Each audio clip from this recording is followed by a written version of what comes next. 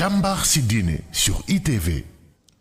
alhamdulilahi rabbil alamin wasalaatu wasalaamu ala almabuusi rahmatan lil alamin muhammadin al amin wa ala alihi wa sahbihi ajmain. Ici et ailleurs où que vous soyez, paix sur vous. maa ngi nuyu ñëpp ñi nga xam ne ñu ngi seetaan càmbar ci diine di leen wax asalaamaaleykum wa rahmatullahi wa barakaatu. di ndokkeel jullit yi di ko feddali ci at mu bees bi muy 1442 ci gàddaay gi. di bëgg a waxtaane ak yéen tey ji tomb bi nga xam ni dafay jëm ci zakat ak waqf. kon ñi nga xam ni topp nañu émission càmbar ci diine xam nañ ni émission bi mujj ñi ngi doon waxtaane zakat jotoon fi dalal docteur Abdoulaye Lam ak docteur Abdourahmane Gueye ñu def fi waxtaan bu am solo. ñu ne woon nañu yeggali waxtaan bi indi ci ndollent mottali ko boolewaat zakat bi am yeneen ruq yu ñu dugg waaye tamit waqf nga xam ne nit ñi miinuñ ko trop te it ci wàllu alal la jëm ak ni ko lislaam santaane ñu gën ko faram-fàcce bu ko defee jullit yi tamit gën a xam lan mooy waqf parce que ñu bëri jullit xam nañu zakat wala boo am na lu ñu ci jot a xam waaye waqf ñu bëri dañ ko réere. loolu nag ñu lëkkale ko ak li tubaab di wax économie solidaire koom-koom boo xam ni doo jiital rek li ñuy wax profit ndollente bi nga ci am alal waaye da ngay jiital ñëpp gis ci seen bopp ak yu mel noonu danañ ko gën a faram-fàcce. di leen fàttali di fàttali sunu bopp ñu bàyyi xel bu baax les gestes barrières bi nga xam ni message la boo xam ni média yëpp waruñu tàyyi ci di ko fàttali nit ñi ndax ñu wàccoo ak les gestes barrières ndax feebar bi di Covid 19 ñu ngi ñaan borom bi fànqal ñu ko delluwul ginnaaw ci réew mi même bu fekkee ni léeg-léeg mu mel ne dafa xaw a wàññeeku waaye da ngay gis day jékki-jékki rek jógaat réew yu bari ci àddina sax ci àddina bi feebar bi mi ngi fay. mel na day gën di law kon nag nañ gën a bàyyi xel ci geste barrières yi fagaru ci biir l'islam la bokk ñu fagaru ci respecter lépp li nga xam ni moom la ñu autorité sanitaire yi di wax. di wax tamit ci émission bi ne am nañu tiis wax dëgg yàlla ak naqar ci li nga xam ni xew na France ci fan yi mooy loolu ngeen yëgoon ci Charlie Hebdo nga xam ne dañu génne woon ay nataal yu ñaawal ci deru yonent bi ak jullit yi wax ci lu ñaaw a ñaaw ba ay fitna am ci ñu defaat ko ndax nee nañ mooy anniversaire bi dañuy àtte ñooñu nga xam ne ñoo fa boomoon ay nit ñu génnewaat nataal yooyu ñu ko wax les caricatures Charlie Hebdo. caricature yooyu nataal yooyu nag wax dëgg yàlla du lu rafet kuy woote jàmm ak xajoo war nga moytu lépp loo xam ni day yee fitna. kon nag loolu ñu def encore yee fitna la ka ñuy wax yéen bi sallallahu alayhi wasallam xëy na suñ ko xamoon duñ ko nataalee nataal bu ñaaw boobu ak tamit di melal jullit yi melal boo xam ni dafa ñaaw donte woon mën na am benn jullit bu def loo xam ne jaaduwul waaye nag boo nee ñiy topp Muhammad sallallahu alayhi wasallam nga nataal ko wane ni ñi koy topp ñëpp dañuy poser ay bomb dañuy faat dañuy rey dañuy def lu ñaaw loolu tooñ la parce que yaa ngi tooñ mbooloom lu ëpp milliard ci ay nit. nga boole leen di leen tooñ kon loolu du indi jàmm kon ñooñu lu ñu def jaaduwul waaye terewul nag ñun li ñuy wax jullit yi rek mooy surtout ndaw yi nañu ànd rek ak dal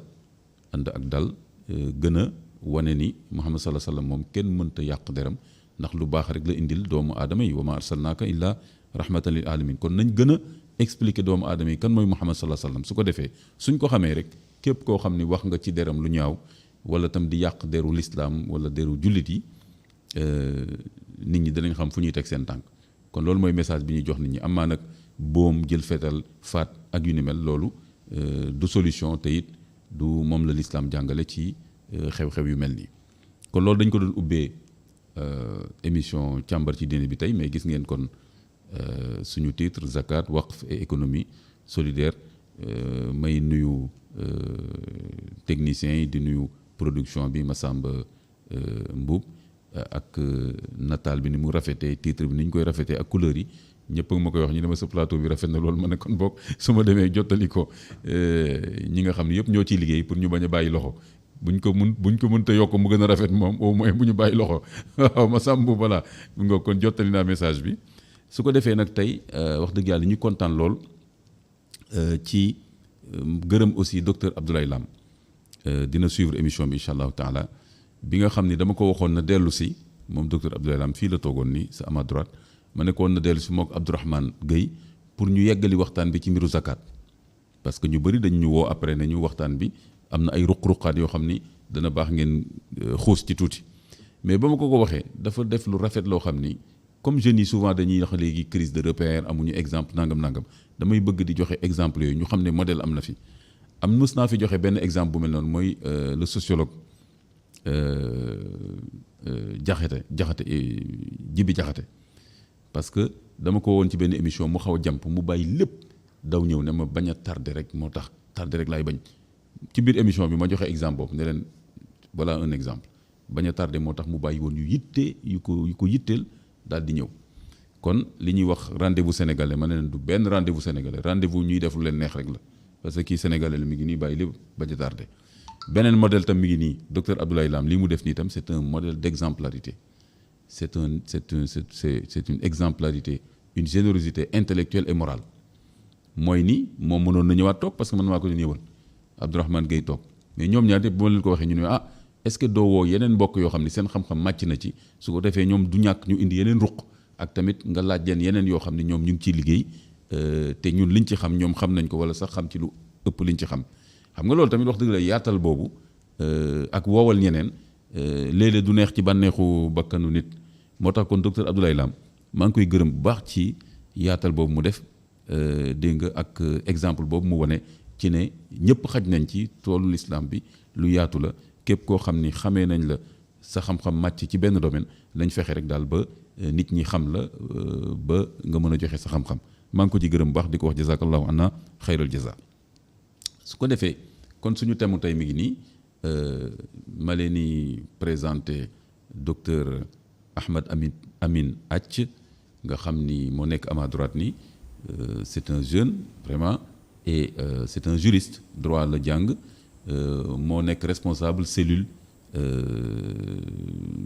juridique haute autorité du waqf donc haute autorité mooy kuréel boobu état bi mettre en place état bi sanc ko ngir di toppatoo mbiru waqf moom moo yore cellule boobu ku xam la tamit lépp lu jëm ci finance islamique expert la ci kon dinañu indil waxtaan bu am solo incha allah taala après ma jox ko mu nuyoo ki nekk à ma gauche moom tam gis ngeen jeune la vraiment on est très fier de recevoir les jeunes intellectuels musulmans mi ngi tudd Abdoulaye Lam moom tam c'est un expert de haut niveau expert en finance islamique yore na cabinet nekk na tam enseignant chercheur di jàngale ci université yu bëri fii moo xam Bambey moo xam Thiès moo xam université Dakar kon wax dëgg yàlla yaakaar naa ni kenn du wax ne ñaar ñii lan la ñuy wut ci plateau bi ak thème bu mel nii su ko defee kon ma dellu ci technique bi ñu jël benn pause ñëwaat ma jox sama mbokk yi ñu présenté ñu nuyoo. gaaral bi. alhamdulilah kon docteur Ahmed Amin Athie ma jox la nga nuyoo. jërëjëf Imaam maa ngi lay nuyu di la ziar bu baax a baax di rafetlu li nga xamante ne moom mooy waxtaan bi ak invitation bi di rafetlu tamit liggéey bu am solo bi nga xamante ne moom ngeen di def di ko jaarale ci émission bi waxtaan yi am solo ak invité yi nga xamante ne yu am solo yi ñuy faral di jaar di gindi li nga xamante ne moom mooy sénégalais yi ci ay question yu bëree bëri. di ziare tamit di nuyoo sama xarit sama mbokk monsieur Lam Abdallah ki nga xamante ne ki yàgg nañ daje ci ay ndaje yoo xamante ne yu mel nii la waxtaanee li nga xamante ne moom mooy zakat wala waxtaanee li nga xamante ne moom mooy finance islamique ak li ni mel. di nuyoo tamit di ziar téléspectateurs yi nga xamante ne ñoom ñoo ñu seetaan di ñaan borom bi subhanahu wa taala waxtaan bi doon jotaay boo xamante ne bii dafay amal njëriñ ñeel mboolem askan wi. tabarakallah docteur Ahmed Amin Athie kon bu juriste la mi ngi liggéey ci haute autorité du waqf ñàkkul sax am na sénégalais yoo xam ne wala sénégalais yoo xam ne ñu ngi doog a dégg lan mooy haute autorité du waqf comme ça occasion la opinion bi gën a xam mooy lan bismillah Ablaye Pam ma jox la nga nuyoo.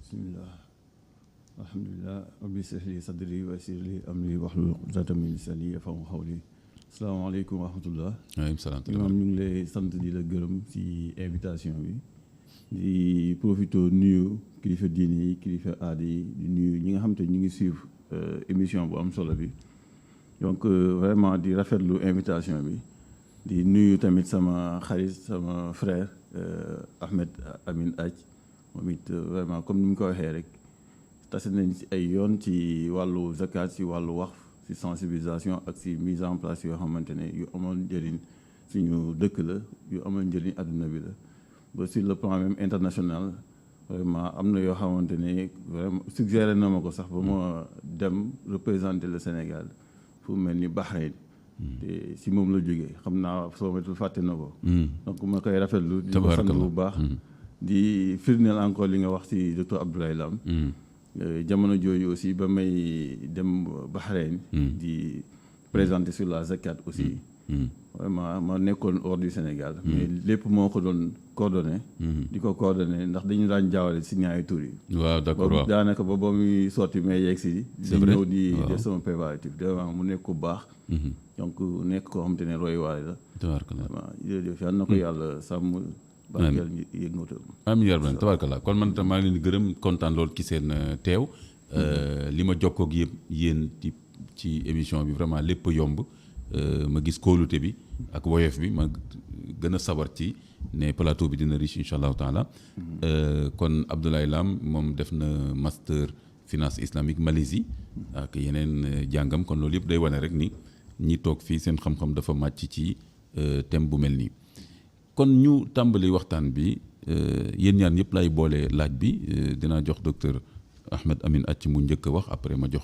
Abdoulaye Lam moom tam mu chara ci tontu ci mooy zakat moom daanaka jullit yi moom lañ gën a miin ndax li mu bokk ci 5 piliers yi ci ñeenti keno yi moo tax daanaka jullit yëpp depuis ba ñu nekkee xale dinañ dégg au moins lan mooy zakat ni ñuy déggee julli ak woor am maa nag xóotal bi nag moom xam-xam la laaj mu am beneen terme nag waqf moom daanaka ñi ko xam ci sénégalais yi bëriwul ak sénégalaises yi léegi ma bëggoon ngeen indil ñu tuuti faram-fàcce diggante zakat ak waqf bu ci nekk lan mooy atteem ak bu ci nekk ci lan la tegu ak lan mooy njëriñam ci jàngale l'islam ak ci société bi ma commencé ci Ahmed Amin Ath.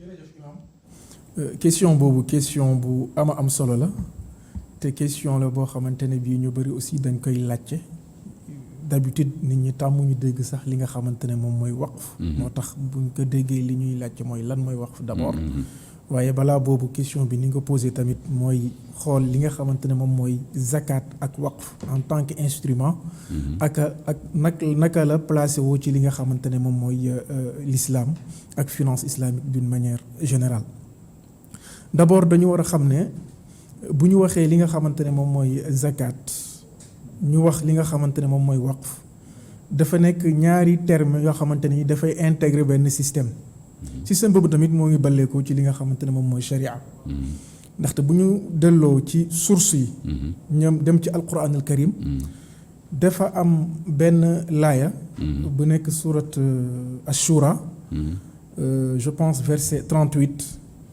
borom bi subhanahu wa taala dafay wax walladina stajabu li rabbihim wa aqaamu salata wa amruhum shura baynahum wa mimma razaqnahum yunfiqun dañu ne verset boobu dafa nekk benn verset boo xamante ne bii daanaka dafa làmboo lépp li nga xamante ne moom moo nekk ci diine ji ci ay système tàmbalee ko ci walladina stajabu li rabbihim mooy wammatu bi nga xamante ne bii jaam yi wala nit ñi dañoo war a wammatu jëmale ci borom bi subhanahu wa taala daal di koy nangul daal di koy déggal mu teg ci nag ñetti mbir benn bi mooy wa aqaamu salaata mu daal dafay tudd li nga xamante ne moom mooy julli nekk li gën a rëy li gën a màgg ci lépp li nga xamante moom moo aju ci jaamu yi ñuy jaama borom bi subhanahu wa taala mooy les affaires cultuelles mu daal di koy tudd daal di ciy teg beneen principe wa amruhum shura baynahum mooy principe de délibération bi nga xamante ne bii moom mooy gérer lépp li nga xamante ne mu aju ci wàllu politique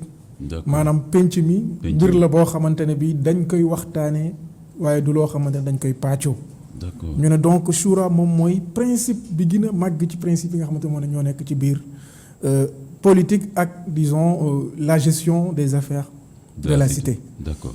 ñetteel bi moom mooy wa mimma razaqnahum yunfiqun kooku moom mooy c'est la question économique lay poser foofu noonu.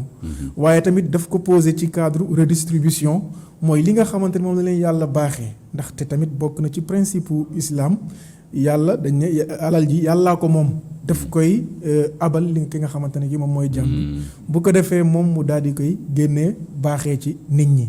wa mimma razaqnahum yunfiquuna nag terme boobu noonu moom moo denc li nga xamante ne moom moo aju ci wàllu azaka ak li nga xamante ne moom moo aju ci wàllu waqf ndaxte ñaari terme yooyu noonu dañuy faral di wax naan dafa bokk ci composante finance islamique certainement danañ ñëw après ci économie solidaire bi mais su ma la dogul est-ce que wa aatu zaka est-ce que mi ngi ci aaya bi nga tuddee aaya bi wala tuddul wa aatu zaka d'accord wa mimma razaqnahum yunfiqun loolu tudd d'accord waaw terme wa mimma razaqnahum yunfiquna bi moom moo gën a global dafay dugal li nga xamante ne mooy zakat en premier lieu bien sûr étant entendu que zakat dafa nekk farata waaye dafay dugal waqf dugal yeneen xeeti charité yi nga xamante ne yi l'islam daf koy tudd ci biir charia donc wa mimma razaqnahum yunfiquna moom moo gën a yaatu li nga xamante ne mooy azaka donte kon nag buñ koy firi azaka lañ ciy jiital d'accord donc ci biir loolu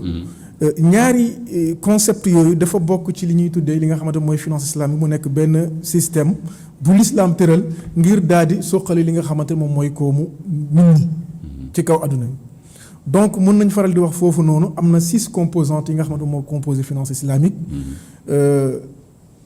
ñaari dañuy faral di wax naan finance sociale islamique la moom mooy azaka ak li nga xamante ne moom mooy waqf yeneen yi moom mooy système bancaire bi moom mooy banque islamique yi beneen bi moom mooy microfinance beneen bi nekk li nga xamante ne moom mooy sukuk marché financier yi beneen bi moom mooy li nga xamante ne mooy 6e bi te moo aju ci wàllu takaaful mooy assurance takaaful bi nga xam ne moom la ñuy def donc 6 composantes yi moom moo composé li nga xamante ne moom mooy finance islamique donc zakat ak waqf nag buñ koy wax dafa nekk ñaari mbir boo yoo xamante ni benn bi farata la beneen bi nit ki daf koy def ci coobareem azaka ñëpp xam nañ ko pilier la ci l'islam farata la boo xamante ne borom bi subhanahu wa taala moo ko faratal ci kaw nit ñi boo ko defee am tuyaaba boo ko deful ñu te mu war la waaw doo boo ko deful dañ lay bindal bàkkaar daan am waaw daan am na boo weddee tamit ni farata la kooku nee nañ sax loolu mën na génn nit ki ci àdduna donc pilier la boo xamante ne bii c'est indispensable te encore dafa am solo bu rëy beneen bi moom mooy waqf waqf nag moom dafay dugg ci cadre li nga xamante nit ki da koy def ci coobaree boppam ndaxte bu ñu waxee charité ci l'islam dañuy wax ni dafa am ay catégorie bu ci njëkk moom mooy li nga xamante ne ni farata la farata yi nag moom mooy az-zakat farata la te pilier la ci l'islam tamit li ñu tuddee ay kafaaraat mooy ay mbir yoo xamante daf koy war a def pour expier wu ci yenn bàkkaar wala yenn mbir yu mu def te charia digal ko ne ko na def loolu pour set ci ay bàkkaar waaw pour set ci yenn bàkkaar yi xam nga day laaj génne alal absolument mun a laaj génne alal mun a laaj def yeneen tamit day dugg ci li nga xamante mooy cadre charité bi boo jógee ci foofu da ngay ñëw ci li nga xamante ne moom mooy waqf te charité bi sax bu ñu ko waxee ci li nga xamante ne moom mooy charia dafay ñëw ci ñaari anam foofu sax lay jaar pour leeral la mooy waqf ndaxte charité moom mooy nga jël li nga xamante mooy alal ji daal di koy joxe maye ko mu jeex jël le principal le bien en soi daal di koy maye mu jeex moom ak usufruit bi yëpp mu dem loolu mun na nekk farata comme zakat wala nga jël li nga xamante ne moom mooy usufruit bi daal di koy maye gàddu li nga xamante ne lii moom mooy la nue propriété wala le principal wala alal ji ci boppam nit ñi di jëfandikoo li nga xamante moom mooy njëriñ li waqf ci anam boobu lay dugg donc bu ñu waxee waqf mooy dafa nekk benn instrument boo xamante ne bi nit ki dafay génne alalam daal di koy taxawal ne lii jagleel naa ko borom bi subhanahu wa taala di ko jaamoo borom bi subhanahu wa taala fas ci yéene jëriñ li nga xamante ne moom mooy jullit ñi waaye nag mu doon loo xamante ne dafay continuer di law ba faw tant que alal ji moo ngi fa tant que njëriñ laa ngi ciy génne donc loolu moom mooy li nga xamante ne lii moom mooy waqfu te mu nekk nag benn instrument bu innovant te dafay compléter zakat ndaxte ñaari instrument la yu xaw a wuute ci seen vocation zakat nee nañ dafa ñëw pour répondre aux besoins de consommation ñi nga xamante ne ñi dañoo néew doole soxla ñu yëkkati ci azaka daal di koy toog teg ci seeni loxo. waaw ñu daal di koy consommer mu jeex. waaw waqf nag dafay dem ci li nga xamante mooy côté investissement. ndaxte dañ naan waqf souvent dafay jaar ci ñetti procédure benn nga constituer waqf bi génnee ko nii lii moom mooy waqf bi. boo ko liyee ba pare ñu daal di koy soit exploiter bu dee su dee waqf direct la danaa ci ñëwaat. wala bu dee waqf indirect la ñu daal di koy investir bu dee da nga génnee sa kër ne lii dama ko waqf jagleel ko li nga xamante ne moom mooy sëriñu daara yi immeuble bi dama ko jagleel sëriñu daara yi. bu ko defee immeuble bi dañ koy mettre en location par exemple li muy générer ci ay revenus ñu daal di koy séddale li nga xamante ne lii moom mooy sëriñu daara yi bu ko defee immeuble bi dafay continuer di wéy ba abadal abidin. donc loolu moom mooy li nga xamante mooy wax vocation am dafay jaar ci li nga xamante mooy investissement. zakat di jaar ci li nga xamante ne lii moom mooy consommation donc ci tënk rek. ci njëlbeen xëy na. loolu mun nañ ko wax ci li nga xamante ne moom mooy zakat. ak waqf ak seen place ci li nga xamante ne moom mooy sharia ak finance islamique. tabaarakallah moo daal xam-xam daal moo wóor te moo dal xel parce que faram-fàcce yu mel nii bu fekkee amuloo jaar-jaar ci xam-xam ak gëstu. du mën a leeree nii. waxuma la nag doo sax xool kayit comme moom ni mu ko defee nii di wax loolu kon jaar-jaar moo koy may daal kon nag kontaan nañ trop ci ubbee waxtaan bi noonu. Abdoulaye Lam. déglu nga mbokk mi docteur Ahmed Amin Athie léegi yow sa waxinu bopp laa bëgg yow li mu wax ci zakat ak waqf yow nan nga koy waxee ak tamit est-ce que am na ay yeneen ruq-ruqaat yoo xam ni bëgg nga ko xamal nit ñi ci wàllu zakat ak waqf ak seen différence ak seen rôle ci société bi. encore merci donc bon li may kii rek mooy dolli tuuti rek ci li mu jotee wax. parce que daanaka définir na ko. bu ñëwee si waqf dafa mel ni dañ ne jullit bi. alalam moomu ko suñ borom moo ko moom. léegi nag moom mi nga xamante ne nag moomu ko ki ko moom moo koy wax nan la koy. nan lay dépenser xaalisam. fan la ko war a dugal ak fu mu koy war a génne. moo tax suñ borom ne jullit bi dafa war di génne asaka. ak ay conditions yoo xamante ne loolu la war a respecter pour mu mën ko génnee. waaw bu weesoo li nga xamante ne moom mooy asaka mu may ko ay buntu mu génne. ci côté li mel ni charité comme ni nga ko waxee. muy sadaxaat. lu mel ni waqf nga xamante ne da ngay jël propriété wala alal gi nga xamante ne suñu borom da ko teg sa loxo. nga ne teg nga ko sama loxo suñu borom waaye yow laa koy delloo. def ko léegi mu nekk sa tur. ñu mel ni kër gi nga xamante ne rek si turu imam Kanté la nekk. tey nga dindi tur bi ne tur bi dama siy def turu suñu borom. donc yow loolu dootoo ko moomati. daanaka moom moo ko moom léegi. waaw léegi nag si nan lañ koy defee mooy que ni. léegi lépp li nga xamante ne jóge na ci kër googu muy mel ni comme location wala lépp loo xamante ni donc mooy fructus dañ ko si générer comme bénéfice nga ne lii damaa bëgg ñu jox ko ñi nga xamante ne mooy néew gi doole gi wala damaa bëgg ñu jox ko ñi nga xamante ne mooy ndongo daara yi wala damaa bëgg ñu fayee ko ñi nga xamante ne ñoom ñooy sëriñu daara yi donc loolu boo ko defee nag alhamdulilah tey état du Sénégal mettre na en place la haute autorité du waqf nga xam ne boo ko bëggee def tey du am erreur da ngay dem ñu defar ko papier juridique. parce que comme ni nga ko waxee asaka ak waqf peut-être siwul. waaye yàgg na si dëkk bi. parce que suñu papa yi suñu maam yi yàgg nañ ko def waaye bu ñu ko doon def du am bind bu leer du am loo xamante ne moo koy prouver. moo tax lu bëri si ay problèmes yu ñu daan am. ay jàkk bi imam bi moo ko mujjee jël. waaw parce que ñoom ci waxante rek lañ ko doon def. waaw kóolute ak wax. ak sutura. tradition orale ak sutura waaw. ñu doon def bu ñu la ko defalee yow. keneen du ko yëg ñoom duñ doon xaw seede. ko defee bu nit ki nekkul nit ku jub. ki ko defal bu génnee àddina. moom mën na ko waxee neneen daal waaw. donc ñun si suñuy enquête gis nañ pas mal de personnes yoo xamante ne. boo leen waxee wax dañ na la mos naa def wax jamonoy sàngam. loolu da lay sax yéem. donc da nga naan kii ndakate wax fa du lu bees man maa koy doog a xam. ah d'accord donc mu nekk loo xamante ne lu am solo la. comme ni nga ko waxee. dafa nekk loo xamante ne dafa am volet investissement bu am solo bu mu am. boo xoolee dëkk yu mag yi tey si waqf lañ jaaree tabax ay université lu mel ni comme Al Azhar. boo xoolee waqf moo ko tabax. mu am ay hôpital yu mag boo demee Turquie. nga xamante ne waqf moo ko tabax. boo demee Malaisie la même chose ay hôpital ay vraiment ay université yoo xamante ne lépp waqf moo ko def donc côté boobu dafa nekk côté boo xamante ne nit ñi ak seen. vraiment xër ak seen baax moo tax ñuy def lu mel noonu. du ko def muy jëriñ àdduna bi. bu nekkee li nga xamante ne nag mooy zakat kooku dafa nekk loo xamante ne obligation la. du dalay neex wala neexu la nga génne ko. génn moom dafa nekk loo xamante ne par force da nga ko war a génne.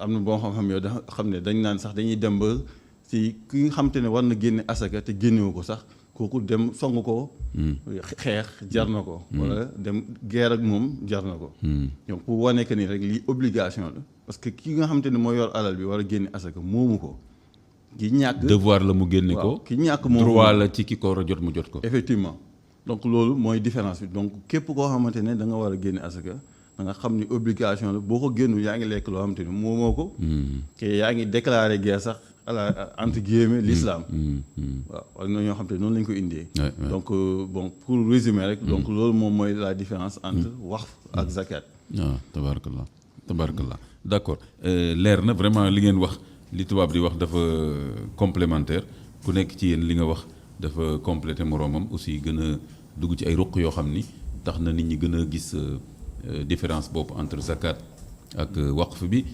surtout waqf bi kon dafa nekk loo xam ni coobare la ci nit ki maanaam loo xam ni daf ciy naafile ci alalam daal comme ni ñuy waxee tey julli faratay waaye itam nga jóg defaat sa ñaar rakk lu ñuy wax dawal wala naafile loolu sa coobare la mais tamit yiw bu bari nga ci am kon tam lii naafile la ci alal quoi waqf bi nga ne maa ko def ci yoonu yàlla maa ciy jaamu yàlla mais niñ ko war a organiser loolu dafa laaj xam-xam ak ay charte ak ay yoon yoo xam ni yéen ñi ay expert ngeen ci wàll boobu tabarakallah kon léegi docteur Ahmed Amine Athie alors li ma wax sànq daal ni titre suñu waxtaan bi zakat waqf et économie solidaire ci littérature tubaab bi miin nañu économie solidaire nga xam ni daal duñ jiital li ñuy wax le profit ak yeneen yu ci nekk yoo xam ni loolu du thème bi ci boppam affaire économie solidaire mais xaw na niru daal ak lépp loo xam ne day tax ay mbiru riba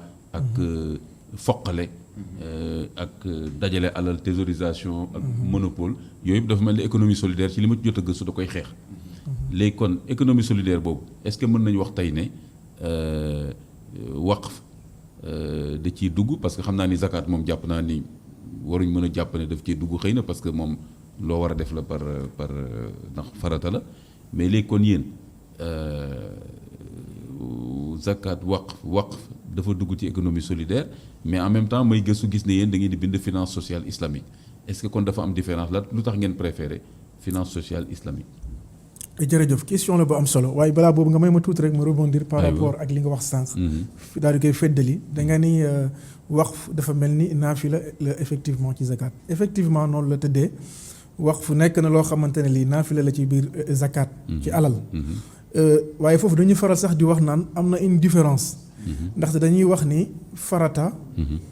bu waree ci sa kaw munoo nekk foofu di naafila bàyyi farata bi. donc tey boo amoon faratay koor munoo taxaw naan da ngay naafila fekk farata baa ngi foofu noonu dégagé woo ko ba noppi. naka noonu tamit julli bi tamit bu waroon ci ba waxtu bi jeex tamit munoo nekk foofu di naafila. te fekk dégagé woo li nga xamante ne moom mooy naafila bi. la même chose aj alors boo ñëwee ci li nga xamante ne moom mooy zakat. ci cadre économie. mun nga naafila fekk defuloo farata bi bu dee azaka bi waru la. waqf bi kooku mun nga ko def. loolu moom moo tax sax c'est ça loolu moom moo tax ñu ne ci benn xadis gar naa Jaabir moom moo ko wax mu ne ci li mu xam moom. néew na ci saxaaba yi koo xamante ne ki amoon na as néew. lu dul que ni génn na ci daal di ciy def li nga xamante ne moom mooy waqf. loolu rek laa bëggoon yokk ci point boobu noonu.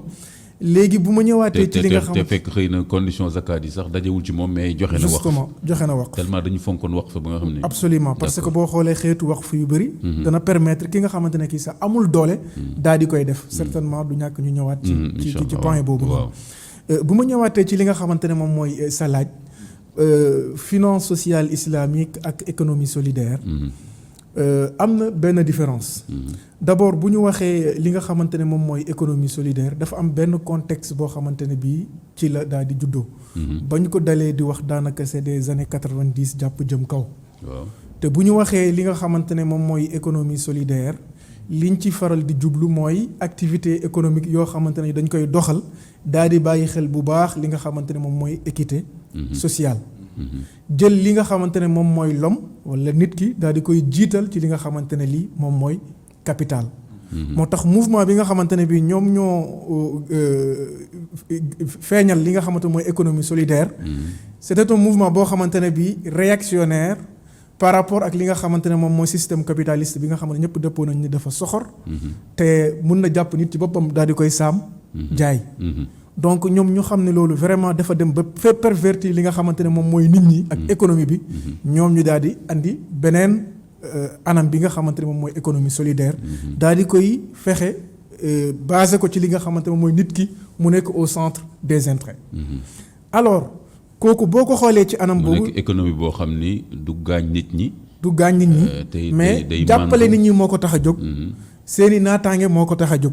waaye du utum xaalis fexe ba feesal say poos faale woo keneen ki. loolu taxu koo jóg.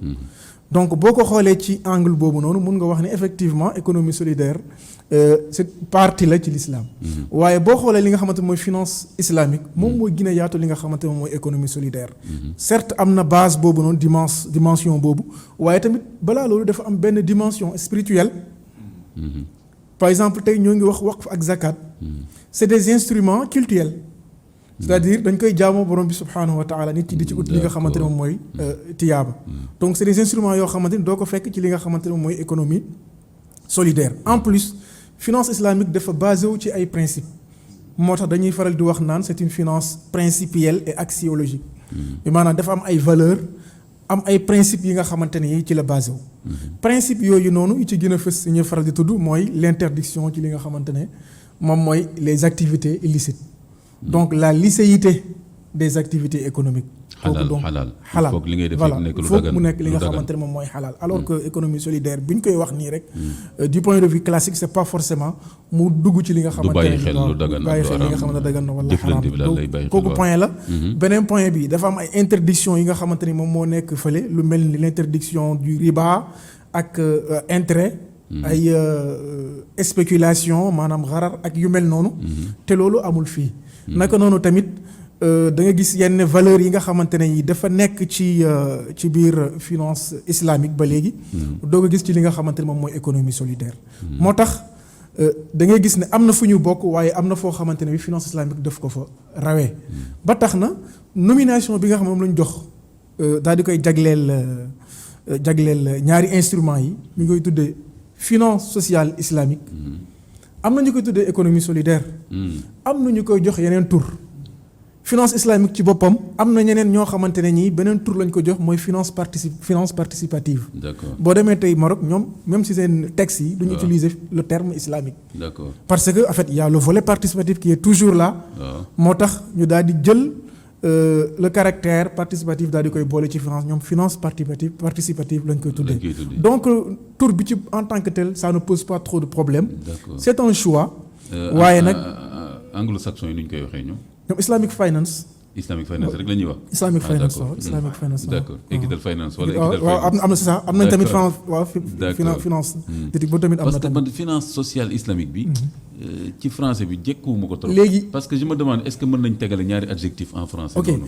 justement xaw ma ndax gis ngeen boobu léegi problème. justement loolu nag en Finance fait sociale ce islamique. terme la boo xamante ne bii dañ ko gis yàggul. ci année at yu mujj yi lañ ko gis. te encore ci monde francophone bi lañ ko gis. même sax ci monde anglo-saxon bi dañ koy gis. mais c'est pour caractériser ces deux instruments. parce que dañoo bokk ci benn écosystème mooy li ma waxoon sànq les 6 composantes. waaw waaye tamit ñu am benn particularité mooy le volet social. waaw donc pour mettre en exergue ce volet social moo tax ñu daal di intégrer. d'accord qualificatif boobu ñu ne finance sociale islamique.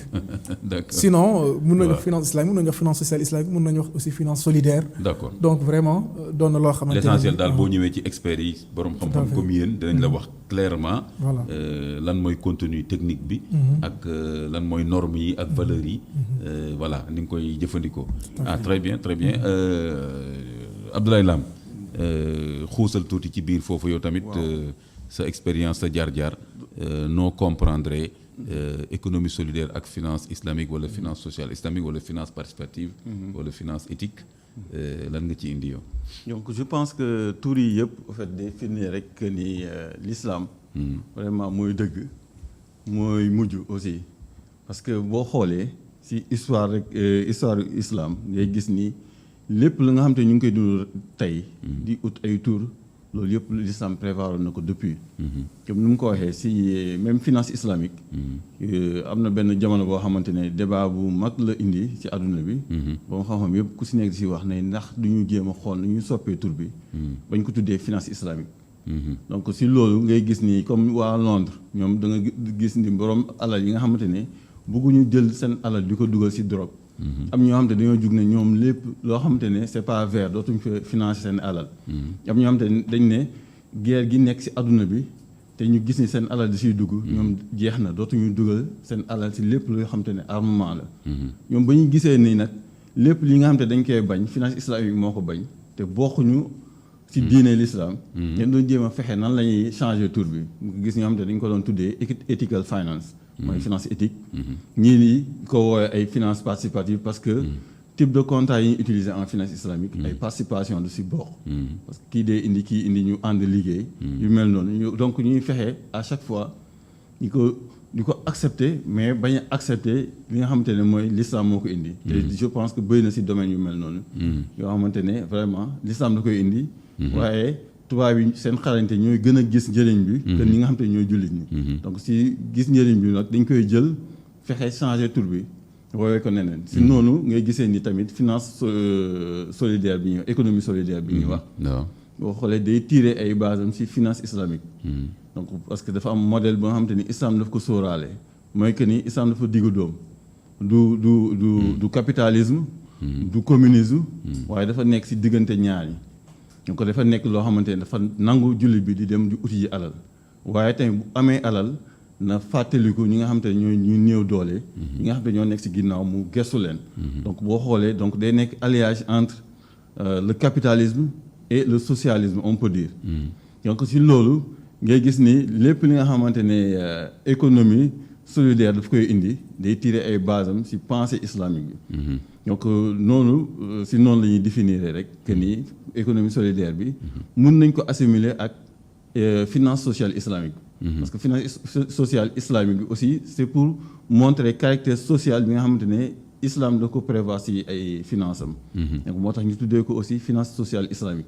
et que mu ngi regrouper lu mel ni waqf lu mel ni zakat waaye sax am na ñoo xamante ne dañu siy dugal tamit microfinance islamique. donc mu nekk loo xamante ne day nekk réponse yi.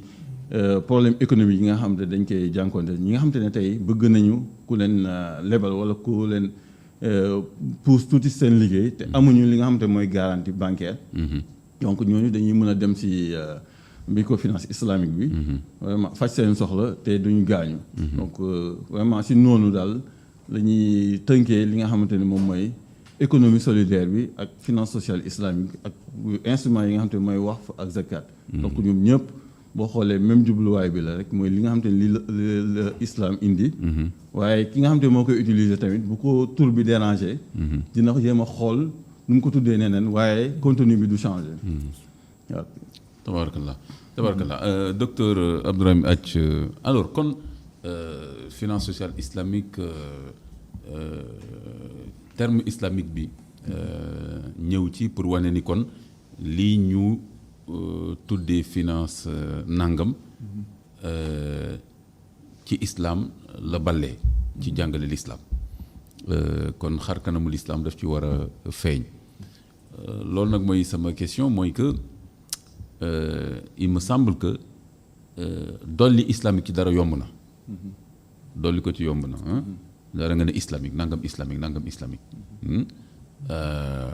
mais nag dëggal ko ba nga xam ni dëgg-dëgg lii moom dafa lislaame dañ ko cuubinu lislaam loolu xëy na tamit dafa laaj xam-xam ak rigueur voilà loolu moo tax nag léegi may ñëwaat ci question boobu tey jii suñuy wax finance islamique finance sociale islamique islamique bi j'espère que nekkul rek luñ ko ci dolli mais dafa nekk loo xam ni dafa ànd ak moom ànd bu leer boo xam ni ku ko xool xam ne lii effectivement ci jàngale l'islam la bàyyee ko jógewul ci beneen xalaatin wala beneen idéologie lan ngay chara foofu. tout à fait il ne suffit pas que ñu jël mbir mi rek daal di koy solal benn mbubu bind ci l'islam que ni la affaire bi def ko l'islam wala nga jël sa produit def li ngay def ba pare daal di ci tamponné xalaal loolu tax mu nekk xalaal waaw kay. ndaxte effectivement loolu sax dafay feddali yenn pratique yu ñu faral di gis ci marché bi parce que léeg-léeg am na yenn marché yooyu dem nga gis ñu paqueté jën tamponné ci xalaal waaw donc loolu ñàkk xam la parce que jën soxlawul nga ci tamponné xalaal ndaxte même bu dee yoon tamit ci biir géej gi boo da jëm da nga koy ramasser dem daal di koy jëfandikoo donc loolu effectivement lu am la waaye nag finance islamique tey ak ni ñu ko développé tey ci àdduna bi toll na foo xamante ne fii kenn mënatul nax nit ñi ndaxte dafa am ay normes yi nga xamante ne moom la ñu tëral mu am ay experts yu koy def am ay kër yoo xamante loolu mooy seen liggéey ñuy tëral ay normes mu am ay mode de gouvernance yoo xamante ne yi dañ ko établir nit ki bu buggee bokk ci mbir mi faaw mu tënku ci mode de gouvernance yooyu noonu boole ci tamit am lu ñu tuddee charia compliance mooy conformité charaïque moo tax tey amul activité boo xamante ne bi da nga koy def ci wàllu finance islamique te du am benn comité boo xamante ne bi moom mooy saytu conformité bi léegi ndaxte sur le plan mondial wala international ban institution mooy institution bi nga xam ni moom mooy delluwaay lépp lu jëm ci finance islamique nga xam ne normes yeeg compatibilité bi yëpp ci moom lay balee wala ay institutions yu bëri la yu tasaaroo ci àdduna bi. am na ay institutions yu wuute yoo xamante dañ ciy liggéey waaye nag li ñuy émettre ci ay normes ce ne sont pas des normes yoo xamante ne bi c'est contraignante buñ ko génnee rek ni banques yi dañ ko war a appliquer à la lettre. non non dañuy wane li nga xamante ne moom mooy yoon bi. bi ci gën a fës moom mooy AIOV te mu nekk fële nga xamante ne moom mooy Bahreïn. daanaka ñoom ñoo génne normes yu bëri yi nga xamante ne yi. produits islamiques yu ñu créé tey di ko commercialiser yëpp daanaka ñoo ngi ko tënku ci li nga xamante ne moom mooy. normes yooyu noonu. donc c'est pas contraignante mais dafa nekk loo xamante moom mooy woon li nga xamante ne mooy nit ñi mooy yoon bi mooy li ma doon wax. te mu am solo. mooy que ne dire que je suis tel islamique. ça ne suffit pas. il faut nga respecter li nga xamante ne mooy les modes de gouvernance li ma doon wax sànq. fexe tamit ba li nga xamante ne moom mooy conformité charaïque bi am ci. ndaxte tamit gis nañ ko ci àdduna bi léeg-léeg ñoo xam ne dañuy tuddee seen i institution daal di koy dàqantale li nga xamante ne mooy islam mais boo demee ci biir càmbar ko gis ne amu fa kenn koo xamante ne kii sax moom moo xam li aju ci àtte sharia yu mel noonu di saytu ndax li ñuy def ñoom am na conformité ak li nga xamante ne moom mooy sharia am déet. waaw nga baal ma parce que te effectivement lu jar a bàyyi xel la xam nga lu tax parce que loolu day wane ni système communiste sax mën nañ ko teg de côté parce que ñoom ci côté alal sax mën nga wax ne seen mbir beneen façon mbir la mais surtout capitalisme moom dafa bëri nu muy soppeekoo donc ñoom fu ñu gis alal dañ koy jëli donc léegi ñoom suñ ci dollee islamique te jullit yi bàyyiwuñ ci xel mu am ay vraie norme l'islam kon ñoom dañuy récupérer alalu jullit yi parce que jullit yi seen xel day dal parce que bu ñu gisee islamique jullit yi daw dugal seen alal ba pare ñoom ñu jël alal bi nag def ci encore la ñu tàmm di def ñoom. tout à fait effectivement ñoom xam nañu enjeu yi nga xamante ne moom moo nekk ci industrie de la finance islamique. moo tax David Cameron ci jamonoom dafa taxaw daal di annoncé ne dafa bëgg a positionner li nga xamante mooy Londres mu nekk capitale mondiale de la finance islamique. français yi toog di. man ba ma ko déggee dama ne cey waay dinañ jëlaat alalu jullit yi rek toog ba si yàgg ñoom it ñu bëgg cee dugg parce que xam nañ ne am na ay enjeux économiques et financiers yi nga xamante ne ñoom ñoo nekk ci li nga xamante mooy industrie bi. waaye rek ànd ak loolu yëpp duñ ko bàyyee noonu faaw mu doon loo xamante ni dafay tënku ci li nga xamante ne lii moom mooy sharia. d'accord Abdoulaye looy wax ci. damay dalal sa xel rek di la wax ni loolu tamit du nekk lu possible. parce que dëgg la capitalisme bi ñoom lu ñu gis loo xamante ne lii nii mën nañ ci jëlee xaalis rek dañu si dugg. si ba ci finance islamique bëri na ay capitaux yoo xamante ne. ñi nga xam te ne duñ jullit ñoom ñoo ko si indi. muy bëri na si muy chinois yi di européens yi di américains yi ñoom ñëpp ku si nekk yaa ngi investir si finance islamique. waaye tamit boo investir du tax nga def loo xam te ne noonu la neexee parce que balaa banque islamique di taxaw banque centrale moo koy njëkk diriger def ay réglementation mettre en place benn comité charia boo xamante ne lépp loo xamante ne dañ koy génne comme produit di ko jaay si banques yi day nekk lu ñu saytu xool ba xam. am dëppoo na ak li nga xam te moom la charia wax bu ko respecté nag si la ñuy doog a génne produit boobu autoriser banques yi pour ñu mën ko exercer mi ngi mel ni tey fii rek banques yi lu ñu bëgg xaalis am na loo xam te bu ñu ko defee banque centrale BCEAO dal seen kaw pour firnde rek boo xoolee dëkk bu mel ni Malaisie ñoom génne woon nañ benn produit boo xamante ne adduna bi yëpp dañ leen si ŋàññi ñu ngi ko tuddee bayal ina mais bañ gisee ni boobu ñoom dañoo dem ba am benn soxla waaye gisuñu contrat bu ko mën a satisfaire. ñu fexe di dëppal ba nga xamante ne. créé nañ benn produit waaye dañ leen ci ŋàññi di leen si ŋàññi ba nga xamante ne képp koo xamante ne boo xam nga nekk malaisien sax da ngay mujjee ruus ci kaw ci àdduna bi. donc boobu produit ñoom bañ koy retiré banque centrale pour bañee sax nangu ni dañoo am tort di kiwuñ tere produit mais dañoo teg ay conditions yoo xamante ne c'est impraticable. pour fexe ba nga xamante ne banque dootul mën a di exercer produit boobu. donc pour dire que ni rek donc adduna bi nit ñi bëgg nañ alal waaye lépp luy jëm ci l'islam te nga xamante ne charia moo ko lal. donc mënoo ci def leen lu weesu loo xamante ne charia nangu na ko. mais kon en fait finance islamique bi daanaka ci waxin du rek alalu jullit yi maanaam ku nekk mën nga am sa alal indi ko bu la intéressé ci biir finance islamique l'essentiel mooy ñii saytu finance islamique ñoom ñooyu lay wax ne sa alal nii ak nii la mën a jaaree ci dee ci biir finance islamique ko bëgg a dugal tout à fait noonu la boo xoolee sax exemple bi gën a simple bi may joxe mooy que ni yonent bi sallallahu alayhi wa sallam da daan jëflante ak ñi nga xamante ne mooy les juifs. waaw donc loolu dafa résumé sax mën naa ne le monde des affaires.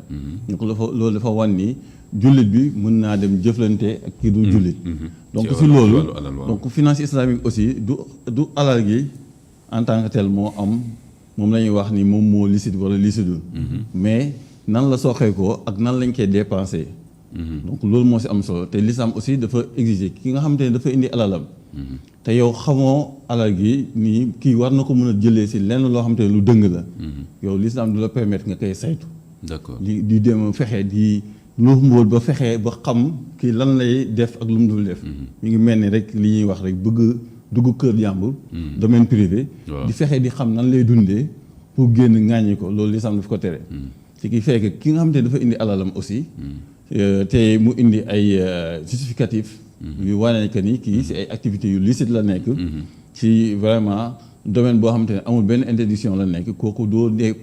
loolu dina doy quoi. waaw loolu rek da lay doy wax ngay jéem a wuti leneen. donc lu wax nga dem xuus di fexe di xam ba gis loo xam ne sax sa yoon nekku ci. d'accord donc loolu moo tax ni ñi njëkk a financé mën naa ne les banques islamiques. ay ñu dul jullit lañ nekk. donc ñoom dañoo gis volet économie bi ci nekk opportunité d'affaires bi ci nekk. donc ñoom ñu teel ci dugg seen alal tey ki jiitu ci finance islamique boo xoolee moom mooy la Malaisie. moom mooy premier mondial en termes d'avancée en finance islamique. ku ci topp du Arabie Saoudite du Qatar du Bahreïn. waaye dëkk la boo xamante ne mën nañ ne du dëkk jullit mooy Londres mooy Angleterre. donc ñoom ñooy deuxième mondial donc loolu rek day firnde que ni. du yëfu jullit ji c'est une finance boo xam ne c'est universel. ku ne mën nga ko jëfandikoo. d'accord tabarakallah ñu bàyyi naa gars yi ñu saraa lu yàgg noonu parce que dama bëggoon ñu joxe matière bi. nit ñi xam ne lii lu am solo la lu dëgër la. ñu delluwaat technique bi noppal tuuti ñëwaat. Sara. alhamdulilah rabbil alamin kon ñu ngi sant borom bi subhanahu wa taala vraiment ci. waxtaan bi niñ ci duggee ba léegi nii mi ngi ñu ci defal tawfiq am na solo ñu ngi koy faram-fàccee bu baax a baax su ko defee léegi dama bëgg ñu ñëwaat nag léegi ci moo xam zakat bi moo xam waqf bi ni mu tëddee ci Sénégal ak tamit ni mu fiy doxee est-ce que rafet na est-ce que jaar na yoon est-ce que njëriñ yi ñu ciy séentu mi ngi ci est-ce que am na tam war nañu yokk liggéey bi ak information pour sénégalais yi ak sénégalaises yi xam ni mu tëddee loolu ci deuxième partie émission bi loolu laa bëgg ñu gën ci ñëw ci waxtaan su ko defee dinañ ñëwaat ci zakat bu ci kanamee ñu ñëw ci waqf bi. alors waqf bi Sénégal kon tëral nañu lu ñuy wax autorité du zakat. waqf autorité du waqf. voilà autorité du waqf kon mooy kuréel boobu nga xam ni état bi moo ko sanc moo ko taxawal muy saytu lépp lu jëm ci waqf léegi docteur Ahmed Amin Ath yow foofu ngay liggéeyee léegi est-ce que mën nga ñu tënkal mbirum waqf boobu fan la jaar ba ñu taxawal ko ci Sénégal ak tamit est-ce que sénégalais yi xam nañ bu baax autorité boobu lan mooy njëriñam ak ba sax nga xaw ñu tënkal li ma tuddee man bilan d'étape mooy fan ngeen ci toll fi mu nekk nii ci liggéey bi li ngeen ci rafetlu ak tamit jafe-jafe yi nga xam ni ñàkk moo am ci surtout luy doog a tàmbali bismillah. Question la boo xamante ne bi dinaa ci sawar trop ndaxte à chaque fois bu ñu posé ci question yi nga xam dafa jëm ci waqf ci plateau yi mel ni dañ ciy sawar pour nit ñi gën a xam li nga xamante ne mooy waqf surtout que ni ba tey dañoo nekk ci benn campagne de communication pour xamal nit ñi effectivement la mooy waqf mais nga may ma tuuti rek ma def benn historicité boo xamante ne bii dafay jëm ci waqf ci boppam nit ñi gën nga xam lan la exactement waaw ndaxte bu ñu waxee baatu bu waqf nee nañ zakat wax nañ ko te dañ koy gis ci alquran mais boo jàngee alquran ba mu jeex doo ci gis li nga xamante mooy baatu bu waqf alors que le terme waqf mooy terme bi nga xamante ne bii moom la ñuy utiliser ci dëkk yu bëri ci monde musulman bi mu nekk ay ministère wala mu nekk ay direction wala mu nekk ay autorité waqf waaye nag am na ci benn partie ci monde musulman bi ñoom le terme habs la ñuy utiliser moo tax boo demee Maroc ñoom ministère des habus la ñu am ils ont un ministère boo xamante ne bi ministère des habus ak waqf c'est la même chose alors yonent bi sallallahu alayhi wasallam ci xadisam yi waqf wax na ko mais li aju ci wàllu àtte yi tuuti la ci joxe développé wu ko ndaxte bi ci gën a leer rek moom lay joxe mooy Umar ibn al-Khattab ci xare Xaybar ba mu amee alal dafa ñëw laaj yonent bi nag alal ji daal vraiment bokk na ci alal ji mu gën a bëgg te bëgg naa nga daal di may tegtal fan laa koy def foo xamante ne dana jëriñ nit ñi mu ne ko nag soo bëggee mun nga ko daal di waqf daal di immobiliser li nga xamante ne moom mooy suuf si jagleel njëriñ li nga xamante ne moom mooy jullit ñi donc mu ne ko nag kon Omar dafa amoon suufam dafa amoon terrain benn genre verger jardin wala yu mel noonu tout à fait boo am xam ne peut-être am ay tàndarma yu mel noonu wala mel noonu après mu ne ko dama ci bëgg jaamu yàlla voilà yéen sa sanam ne ko mu ne ko nag formule bi nga xamante mooy bi gën mooy nga daal di koy immobiliser boo ko immobiliser c'est à vie c'est-à-dire fii ba yowmal xiyaam foofu lay des léegi nag li nga xamante ne moom moo ciy soxeekoo ci ay njëriñ moom la ñuy distribuer ci li nga xamante ne mooy julli ñi ñu daal di koy immobiliser moom it sallam def na ko nee nañ mosquée Quba moom mooy daanaka waqf bi mu njëkk a def waaye moom dafa digal li nga xamante ne moom mooy saxaabam yi ñu def ko moo tax ñu ne sax waqfu importance am bi mu am mooy dafay jël société civile bi wala société bi d'une manière générale daal di leen responsabiliser ndaxte li nga xamante ne moom mooy les services publics tey ñun déggin buñ ci am mooy lépp loo wax rek ñu ne la état boo ne santé ñu ne la état nga ne éducation ñu ne la état nga ne éclairage public ñu ne la état nga ne infrastructure hydraulique ñu ne la état alors que ci jamono moom ak jamono yi ci topp sax après boo xoolee li état islamique au sens en tout cas pur du terme ni mu tëddee woon da ngay gis ne li nga xamante ne mooy service public yi société bi ci boppam ñoom ñoo ko doon def à travers l'instrument du waqf exemple bu ci gën a leer mooy waqf Ousmane ibn Affan waqf la boo xamante ne bi mooy ba ñu ñëwee nekk Médine mu am fa puits teen bi nga xamante ne bi ab juif moo ko moomoon di ko jaay nit ñi mu cher ñoom ñu ñëw ci yonent bi di ñaxtu en tant que autorité centrale moom mu daal di inciter nit ñi bu dee am na ko am ay moyens na ko jënd daal di koy waqf pour nit ñi daal di ciy jëriñoo waa ji Ousmane Affan daal di dem jënd teen bi dafa njëkk jënd xaaj bi parce que waa ji nangu ko woon jaay parce que c'était intéressant mais ba mu jëndee xaaj bi mu nekk ku nekk am na benn jour bi Ousmane moo ko moom beneen jour bi keneen a ko moom jour Ousmane nag ñëpp ci la ñuy génn daal di root jour waa ji bu ñëwee daanaka du gis kenn finalement mu mujjee daal di jaay beneen c'est beneen part bi ba mu defee loolu Ousmane daal di jël li nga xamante ne li moom mooy teen boobu daal di koy jagleel société bi mu nekk benn waqf public d'accord léegi nag ba mu jagleelee société bi teen boobu noonu ñu commencé di arroser suuf si nga xamante moom moo ko wër ñu daal di fay créer li nga xamante mooy toolu tàndarma toolu tàndarma yi dafa continuer mu nekk waqfu Ousmane état yi nga xamante ñoo ñëw ginnaaw yonent bi moo xam les Umayyads wala les Abbasides ba si ottoman yi ba ci saoudiens yi ñoom ñëpp dañ doon saytu li nga xamante mooy waqfu boobu saoudiens yi bañ ñëwee dañoo jël li nga xamante mooy tool bi daal di koy jagleel ministère bi nga xamante moo yor agriculture ñooñu bu ñu ñëwee ba daal di récolter xaaj bi dañ koy jaay dugal ko ci benn compte Ousmane ibn Affan beneen xaaj bi ñu daal di koy séddale nit ñi donc xaaj boobu noonu ñu doon dugal ci compte Ousmane Ibn Affan ki koy gérer moom mooy seen autorité du waqf. ci la ñu tabaxee benn hôtel tey boo demee Médine. booy dem ci mosquée bi da nga romb ñu bind fa waqf Ousmane Ibn Affan. ndeysaan. waqf boobu moom moo ngi générer ci ay revenus locatifs par an 50 millions rial mooy 10 millions de dollars wala nga ne 6 milliards de francs CFA par an. 6 milliards par an. par an yoo xamante ne yi ci compte Ousmane Ibn Affan lay dugg ci li mu defoon il y a 1400 ans. allahu akbar. loolu benn exemple la rek yeneen exemple yi kii tudd na ko sànq mooy université yi nga xam moom la ñu tudd yi gën a fës tey ci monde musulman bi. comme Al Azhar. waqf la comme Zeytouna bi nekk fii Tunis c'est une dame. moo ko defoon waqf. ci xaalisam tabaxal ko boppam nanguwul beneen dërëm dugg ci loolu moo jur tey jaamia Zeytouna bii ñuy dégg. donc ak yeneen université ak yeneen infrastructure ba ci sax route bi nga xamante moo jóge woon Istanbul ci jamonoy ottoman yi. dem Médine mooy autorail bi. ça a été financé par des richards-iens yoo xamante ni ñoom dañ ko defoon waqf. raay la boo xamante ne bii da jóge Istanbul. daal di lëkkale diggante Europe ak Asie dem ba li nga xamante ni moom mooy Hijaz. donc yooyu yëpp ak tamit éclairage public yi nga xamante ni nit ñi ñoom ñoo ko doon defal seeni bopp.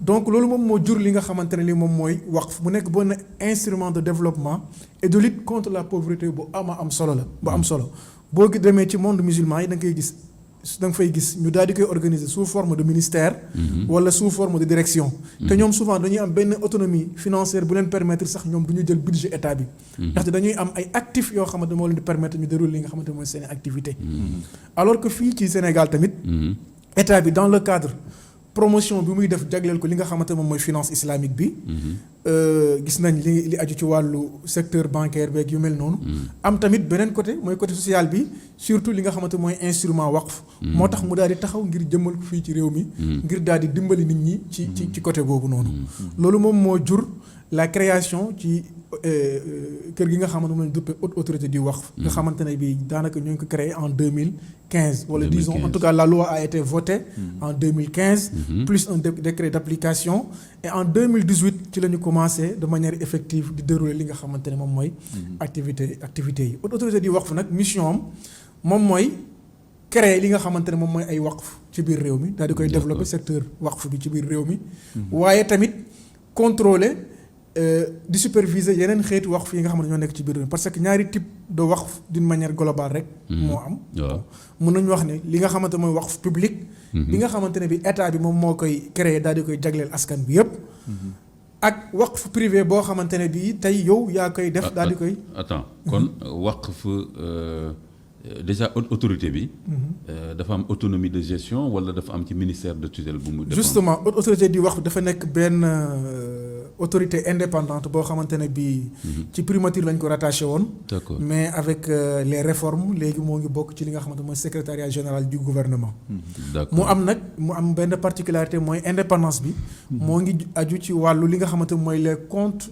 yi aju ci waqf public yi loolu ils sont dissociés c'est-à-dire aux comptes yi nga xamante ne moom la autorité du waqf en tant qu'entité étatique donc budget de fonctionnement kooku ci état bi lay jóge mais waqf public yi seeni financement ak seeni revenu bokkul ci li nga xamante ne moom mooy budget étatique bi dañoo am seen organe délibérant moom mooy commission de supervision boo xamante ne bi il est composé de 12 membres am na ci ñaari experts un expert en droit musulman un expert en finance islamique plus représentant li nga xamante moom ministère sectoriels yi la santé l'éducation justice et cetera finance ñoom ñooy toog di saytu di càmbar di tëral li nga xamante mooy orientation autorité du waqf léegi nag mu am ñeenti type de waqf yoo xamante ne yi loi bi daf ko consacré te mu nekk fii ci biir réew mi benn bi mooy waqf public mooy bi nga xamante ne bi état moom moo koy créer di ko gérer boppam wala nit ki daal di koy créer daal di koy jox état bi mu gérer ko par exemple comme waqf public comme par exemple ma jox la exemple tey am na projet justement mooy projet waqfu daara moderne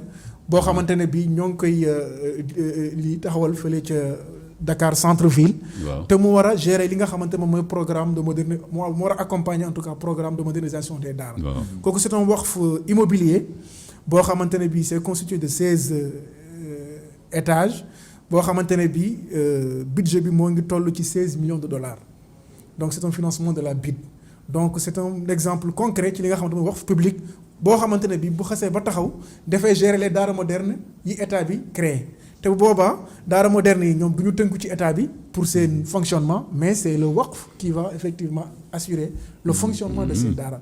effectivement loolu benn exemple la. ci li nga c'est très important loolu. justement c'est très important am na tamit. parce que tout de suite exemple bu simple rek mooy mendicité infantile bi loolu da ko war a régler. justement parce que dootuñu bàyyi xale yi ñu nekk ci mbedd mi di wut ay 100 francs 25 francs. tout à fait alors que mën nañu ci waqf boobu régler tous les problèmes yi xale yi soxla ci daara yi. loolu bokk na fayaale ci sëriñ daara yi loolu bokk na ci tabax ci école yi et tout. loolu bokk na ci li motivé ñu daal di créer révolution la ci Sénégal loolu autorité di wax parce que dafa am benn étude boo xamante ne bi dañ ko def d'abord pour xool ndax amal na njëriñ wala amaluñu njëriñ. ci biir étude boobu noonu tamit gis nañ situation yooyu noonu ngay tudd sànq moo tax tey ci biir autorité di waqf public bi nga xamante ne bii moom la ñu am di ko créer di ko gérer seen bopp am na ci ay pàcc. mais dama ciy wax rek ñetti pàcc yi nga xamante ne ñoo gën a fës ma daal di fay tënk mbir mi. waqf public yi nga xamante ni c'est des projets immobiliers. mooy ay immeubles yu ñuy taxawal. daal di ci def ay projets investir ci. la muy générer ci ay revenus daal di koy delloo ci nit ñi. kooku moom mooy benn côté bi beneen côté bi mooy les waqf publics agricoles. mooy dañuy développer li nga xamante ne mooy domaine agricole.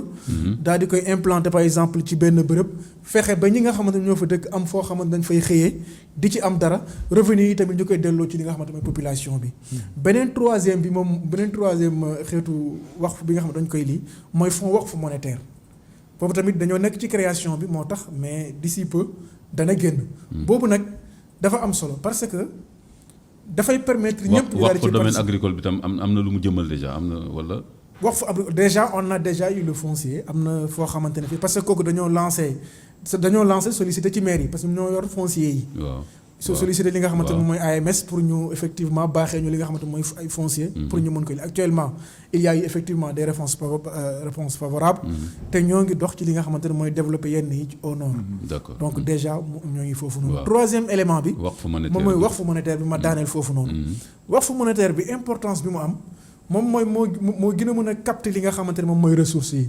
tudd nga fi sànq li nga xamante ne moom mooy 100 francs 50 francs yi nga xamante ne moom la ñuy def ci biir Sénégal. effectivement sénégalais yi bëri na sénégalais yi dañuy saraxe bis bu nekk sénégalais yi am nañ culture li nga xamante ne moom mooy joxe. waaw dafa am benn étude boo xamante ne bii Save Children dañ ko defoon. mooy l'ONG britannique là. jagleel ko li nga xamante mooy talibé yi. ñu ne fii ci Dakar. talibé yi rek waxuñu yelwaankat yëpp de mais les talibés. ñoom seen recette journalière c'est 15 millions de francs CFA. Dakar kese les talibés seen recette journalière c'est journalière benn bés rek. waaw 15 millions de francs CFA la sénégalais yi xëy Dakar di sarax talibés yi danañ génne loolu. loolu boo ko xoolee ci un mois bi c'est 450 millions de francs CFA. nga xool ko ci année bi mu jox la 5 milliards 400. lu xaalis la de. xaalis la c'est énorme mais. dañ ko rationaliser wul. alors que avec un fonds waqf monétaire boo xam ne dañ koy lancer démocratiser ko bu ñu xasee ba lancer ko officiellement def ci liñ ciy def dañ koy ubbi utal ko ay support ku nekk nga contribuer ci ni mu la neexee. 50 francs 1000 francs 10 000 ba 1 million. boo ci duggee comme que c'est l'État qui l'a constitué en waqf. yow da ngay ñëw contribuer ci benn waqf. boo ci contribuer yow da ngay continuer di am li nga xamante ne li moom mooy njëriñ ji. tamit nga am tiyaaba yi surtout li ñu ciy wër ba bés penc. donc fonds boobu noonu moom dafa war a couvrir 5 secteurs bénéficiaires. benn bi moom mooy la santé. benn bi moom mooy l'éducation. ñetteel bi moom mooy enfance en situation de vulnérabilité mooy bi nga doon wax sànq. taaliba yeeg wala ñi nga xam ne ñooy errer ci mbedd yi. benn bi moom mooy hydraulique fexe ba nit ñi am ay forage wala am ay teen ak yu mel noonu am ndox bu baax ñu mën ko jëfandikoo. et juróomeel bi moom mooy autonomisation des femmes. et des jeunes. donc loolu lay servir fonds boobu noonu bu demee ba taxaw. loolu mooy lenn rek li nga xamante li ci tënk. li ma bëggoon wax ci autorité di wax. très intéressant mais waqf monétaire boobu nga wax ak 5 secteurs yooyu est-ce que autorité bi mooy am gestion wu. c'est la haute autorité du waqf qui gère tout ce qui est waqf public. donc loi bi loolu la wax lépp loo xamante ne waqf public la du jaxasoog budget wu état bi. non du jaxasoog budget état bi dafa am compte moo tax ñu ne la. xam nga man activiste la xam nga man activiste la et que état bi léeg-léeg du ma wóolu li ñuy doxalee daal. absolument moo tax ma bëggoon alal boobu bu jógee rek ñu ñoŋal ko. dafa nekk mu benn dem autorité ci secteur yi mu war a dafa dem. nekk benn autorité administrative indépendante compte gestion des comptes. parce que c'est la loi même il faut pas que wax di alimenter caisse noire homme politique yi. absolument da ngay exploiter li nga xamante ne mooy la loi c'est la loi qui le consacre moom mooy distinguer li nga xamante ne mooy compte budget autorité di waqf ak compte yi nga xam ne moo ci wàllu waqf public yi ba pare encore mu ñëw ci article 4 ne la dafa nekk loo xamante ne li c'est imprescriptible et insaisissable loolu kenn mënu ci dara kenn mënu ko laal du état du keneen. loolu de révolution la moom. donc loolu moom mooy li nga xamante ne. loolu moom révolution la ci Sénégal ci wàllu économie pour vous Sénégal assurer ak ci wàllu l'islam bi ak ci wàllu solidarité bi loolu moom révolution la boo xam ne dañ ko war a xam accompagner ko jàppale ko baax a baax loolu mën na soppi xar kanamu Sénégal ci lu bëri bëri 5 secteurs yooyu xam naa da ngeen ci commencé mais après sax mën na laal lépp toutes les conditions de vie du Sénégal mën na ko laal mi ngi noonu l'islam du yëfu cuune daal non du tout imam na sa xel daal vas-y boo jëlee exemple benn dëkk bu mel ni Malaisie waaw ñoom waqf bi muy wax nii waqf monétaire ñoom boo fa demee rek julli juma gis seen kees yi ñuy def pour waqf boo yëkkatee bëgg joxe dañ naan la xaaral imam bi fa nekk danaa la man awma droit laal xaalis du ma laal xaalis dañuy woo téléphone ki nga xam te ne moom moo am droit moo yor carnet bi nga xam te ne moom la état bi reconnaître mooy taal motoom ñëw ñoom dañoo bëgg moto waaw donc mooy taal motoom daw si ñëw mais nag dañoo am tali yu baax waaw tali yu baax moom seen moto mën a yomb daw donc moom mooy taal motoom ñëw waaw wax fay mën nañu defal tali yu baax noonu après ne la dugalal si kees bi nga dugal mu bind si reçu bi est-ce que donc ñun bind la ñëw rek sax autorisé sax nga ñëw rek dugal nii mais moom mooy bind ne la am ndax nga am benn traçabilité wu ni xaalis bi ma dugal donc kii bu defee compte am tey yéen ñi nga xam te ne ay activistes ngeen bu leen neexee ngeen aussi am seen beneen comptabilité di fexe di recenser ñi nga xam te ñoo joxe xam exactement li ñu joxe lan la ak lan la état bi déclaré. donc wax bi na seen xel dal. moom wax dëgg yàlla il faut ma créer société civile buy contrôler wax fa. incha allah te bu boobaa man. dans la transparence pas pour histoire ak yooyu mais mu jaar yoon rek. mooy dëgg te bu boobaa man incha allah maay premier. waaw kay voilà am na représentant société civile sax ci biir commission de supervision bi. et en dehors de cela day am comité de conformité charaïque boo xam ne dafay saytu. dafa am indépendance di saytu li nga xamante ne moom mooy opération yi.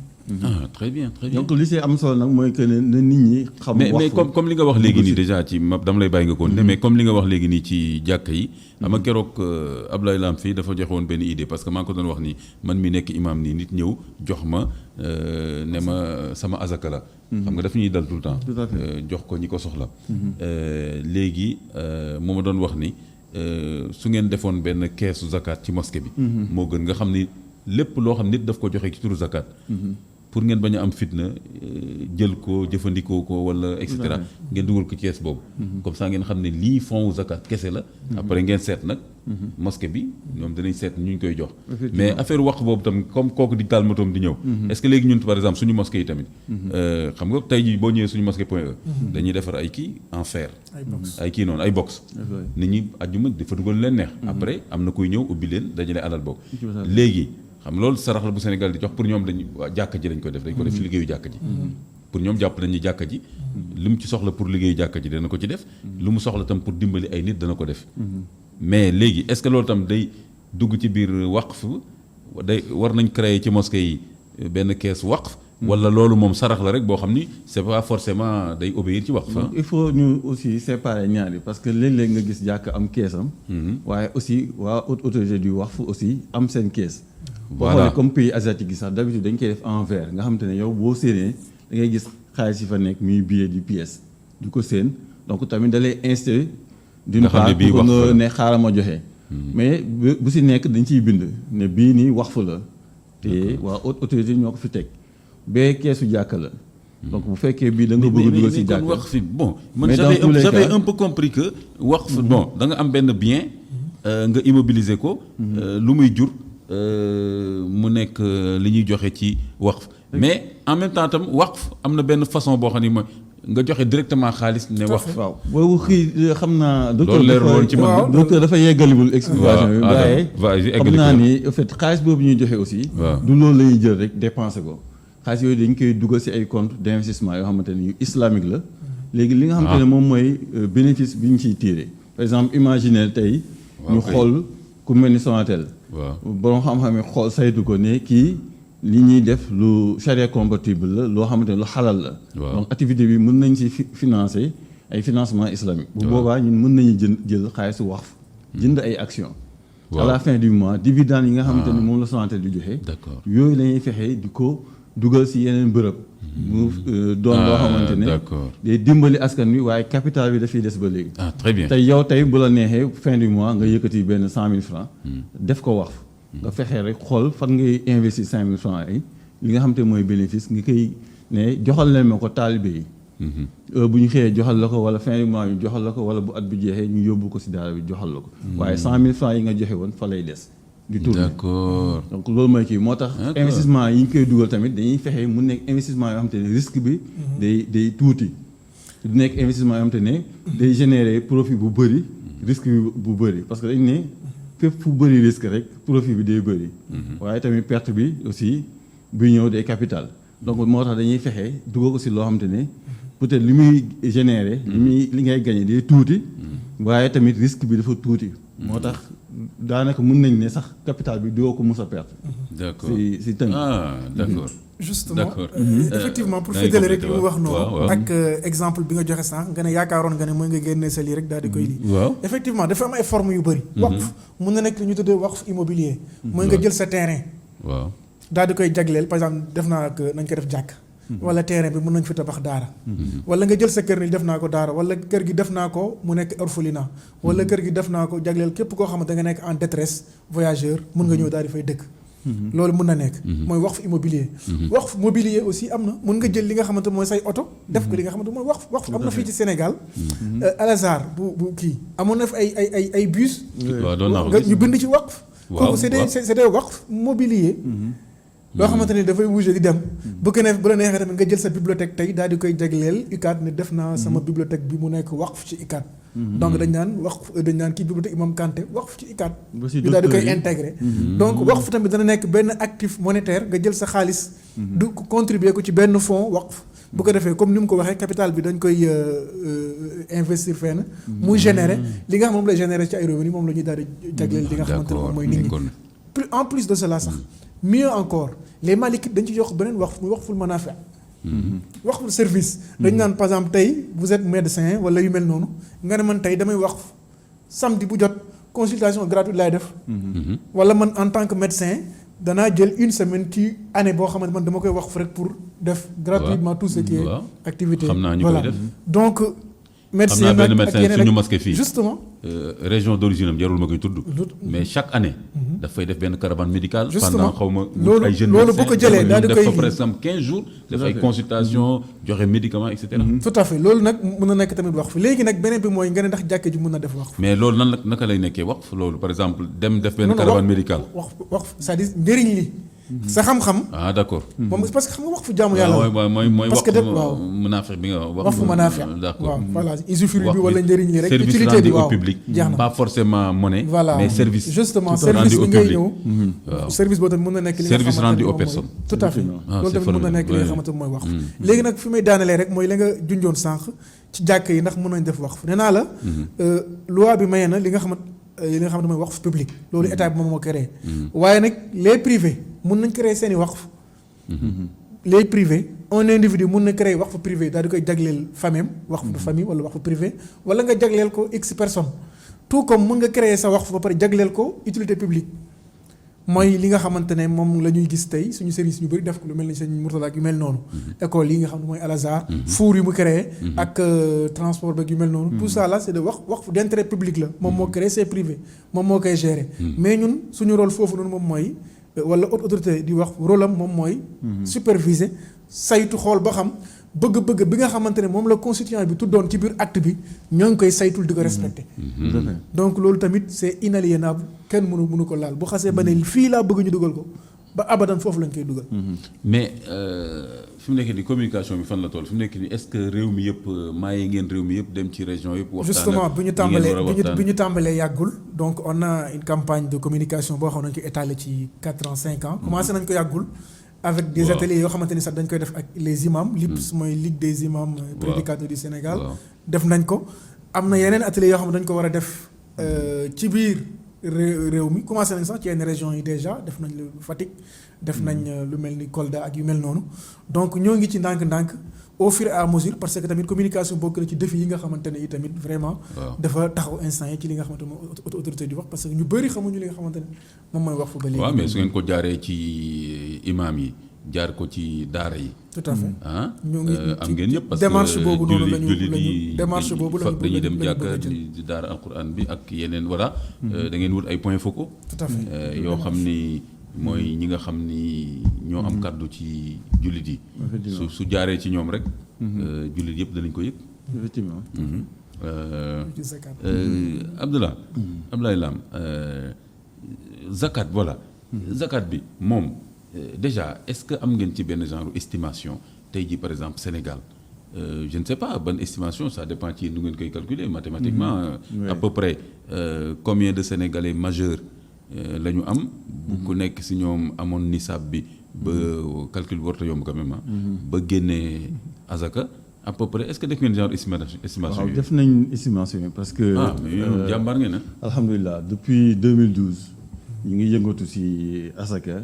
si fexe xool nan lañ koy estimer pour xool aussi ban impact la mën a am si suñu économie. si études yooyu am na bu ñu njëkk a def boo xamante ne comme ni nga ko waxee noonu lañ ko defee estimer ne à peu près Sénégal yi nga xamante ne am nañu capacité génne asaka mooy am nañ nisaab. montant minimum bi nga xamante ne si la ñu war a génnee donc ñu estimer ko. xool ñi nga xam te ñoo am doole bu ñu waroon génne tey ñaata yoon la ñu war a génne. le minimum. parce que le minimum 25 pour 1000 yi. day nekk à peu près 50 000 francs. bon 49 000 et quelques. donc 50 000 francs bu fekkee da nga jël comme nisab mooy 85 grammes d'or yi. donc qui tourne autour de à peu près 2 900 et quelques. foofu donc moins de 3 millions. d'accord donc bu ñu nekk ku si nekk ku am 3 millions bu génnee asakam boo xoolee. lu génne sax 50 000 francs wala ci lay yem. waaw donc mu nekk lu tuuti. ñu estimer ñi nga xam te ñoo am doole. waaw parce que ñoom ñaata yoon la ñuy génne 50 000 francs 25 pour 1000 mooy 25 000 francs sur 1 million. waaw vraiment lu minime la. mais nit ñi sax ils se rendent pas compte que ni. waaw asaka lu ndaw la. dañ koy sax bàyyee ndax nayee génne. donc mu nekk erreur donc ba ñu defee étude boobu en 2012 2013 donc ñëwoon tamit proposé ko ministère des finances. ñu nekkoon ci di si defaat ay études wàcc sur le terrain di xool ñan ñoo fi yëngatu si asaka ñan ñoo nekk si ay projet bëgg asaka dem nañ ba gis si ñi nga xamante ne mooy le fonds sénégalais de la zakat le fonds Hikma pour la solidarité bi nga xamante ne école Al Azhar ki ko jiite moo ko sanc muy docteur Khadim Lo dem xool ji ku mel ni les Layènes ñoom dañu amoon aussi un projet de fonds zakat donc ñooñu ñëpp ñu dem waxtaan ak ñoom wax leen suñu projet d'étude donc xool ñoom fu ñu toll. donc ginnaaw gi loolu aussi ñuy pousse recherche yi di xool ba dernièrement am nañu benn étude bu récente boo xamante ne yow ñu ngi la si félicité di la si jaajëfal parce que contribuer nga si lecture. waaw mooy ci kii bi waaw def naa waaw. envoyé nañu ma document bi ma def ci. effectivement lecture donc vraiment. donc boobu maa ngi leen di remercier yéen tam pour la confiance. oui parce que macha allah am nga capacité bi. donc étude boobu ba ñu ko defee gis nañ ni asaka minimum bi ñu mën a dajale ci Sénégal. dina toll ci 200 milliards. mooy bu minimum bi. bu ñu xoolee ci maximum bi nga xamante ne moom la ñu estimé mën nañu am autour de 800 milliards par année comme asaka. donc mu nekk montant yoo xamante ne yu rëy ya dañu soxla di génne. di jël ji ay asaka naar yeeg asaka yi nekk ci fii ak fële. donc sénégalais rek am nañ capacité génne lu toll daanaka mën naa ne budget wu Sénégal. waaw dinañ ko jege daal. dinañ ko jege. donc pour. dire que ba pare nag sur le long terme parce que loo xam ni la par année la. sur le long terme donc nekkul looy def benn yoon bàyyi mais. effectivement tey boo xoolee estimation boobu nu ñu ko defee minimum bi mooy que ni dañuy xool si borom xam-xam bi si lan lañ d'accord ni si lañ war a génne asaka. li nga xamante ne mooy li gën a mën naa ne terre à terre si li nga xamante ne ñëpp d'accord nañ ci. mooy asaka si mbay. asaka si njur yi. asaka si or ak argent bi nga xamante ne moo nekkoon alal. jamono Yonent bi sallallahu alayhi wa sallam. donc ñooñu bu fekkee rek borom xam-xam Sénégal yi dañuy d'accord ni si loolu rek la ñuy génne asaka mën nañ am chaque année 200 milliards. te ni ma gisee Sénégal ak borom xam-xam yi ak seen ubbeeku yaakaar naa ne ñoom dinañ d'accord yi nga xamante ne mooy. ñi ne dañuy conserver groupe boobu wala bien yooyu waaye nañ ci yokk ay biens yu bees yi nga xam te moo xew. tey am nañu am ay immeuble di ko louer di am alal gu boo xamante ne ay milliards la. donc ñooñu dañoo war a génne asaka.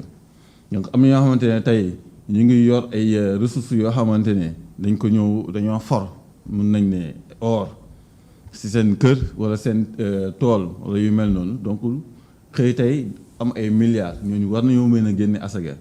xam nga am na ñeneen ñoo xam te tamit ñu ngi si yeneen secteur d'activité di financer di investir si ay entreprises wala yor ay entreprises yuy dox di gagner ay milliards. ñun ñëpp donc bu ñu boolee rek d'accord si ñooñu ñëpp war nañ génne asaka donc Sénégal dinañ am lu toll 800 milliards de collecte de zakat par année. mais tey jii par exemple. Abdoulaye Lam soo jëlee benn entreprise. nit ko am entreprise am nii ci lan lay génnee asaka. waaw comme ku yor entreprise am xam nga entreprise moom dafa mel ni ay jumtukaay yooyu liggéey rek. voilà parce que li nga xam te mooy domaine agricole. loolu ñëpp xam nañ ni suuf si doo si génne asaka. yi ngay bayee fas beeg yooyu yëpp doo si génne asaka. d'accord waaye li nga xam te ne moom nga bay tey.